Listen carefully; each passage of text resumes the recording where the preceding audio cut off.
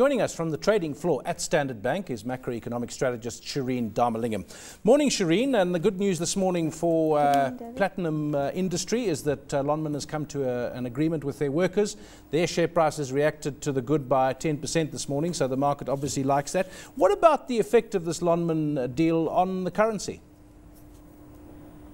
Yes, David, as you mentioned, the markets really did like what has happened. The resolution was very welcomed, and we saw miners, the settlement really indicating that miners could possibly be earning between the region of 9,000 and close to 13,000. That really had a positive impact on the currency, where we saw the rand strengthen quite significantly yesterday on the back of that news, and we saw the rand go to about 8.16. We do believe that as the day unfolds, we could possibly see further investment from offshore, and that we don't really see any reason why that's not going to continue during the course of the day. So we are looking to see if we could possibly breach the 8.12 level, which is a pretty crucial level for us, and if we do breach that sustainably, we could possibly see the rand moving closer towards the 8 rand level.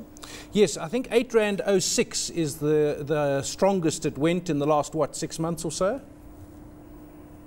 Yes, indeed, we did see that level. We are expecting the rand to strengthen quite a bit over the coming days. As I mentioned, on the back of the fact that investors are, their sentiment has turned towards South Africa, and as a previous speaker has also mentioned, that there's a lot of interest in cheap money at the moment, and South Africa is really at the top of that, and we are going to see, we could possibly see further strengthening in the rand.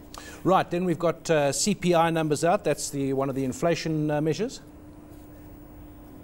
Yes, we have CPI data coming out shortly at 10 o'clock for the month of August. We are expecting CPI to have increased slightly to about 5%, and we're more or less in line with what consensus is expecting for that number. Recall that in July the number had dipped quite a bit to about 4.9% year on year.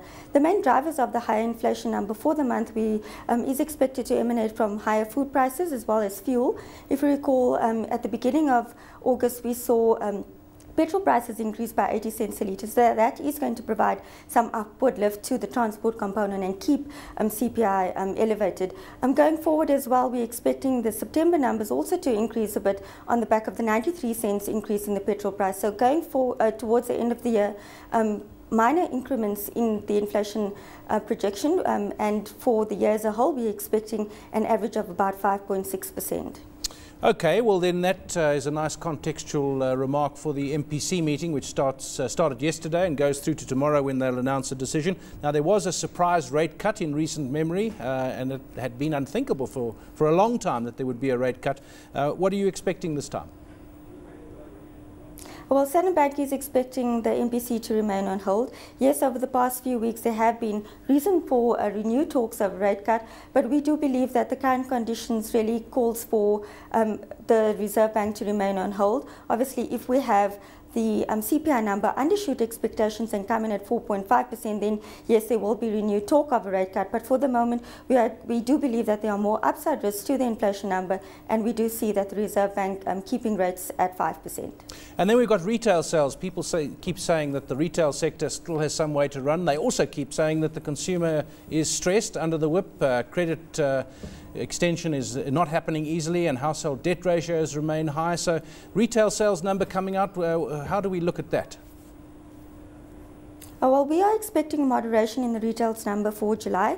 In June, we saw retail sales increase by 8.3%. We're expecting a moderation to about 7.5%, slightly higher than the market consensus of 7.2%. And we do expect the number to be driven by growth in general dealers and more the non-durables and semi-durables, which is more the textile and footwear sort of industry. But we do expect retail sales to continue more or less along the same lines that we have been seeing, on the back of the fact that consumers are not really taking up mortgage advances, and that sort of income is being freed up for consumers to rather spend on retail sales.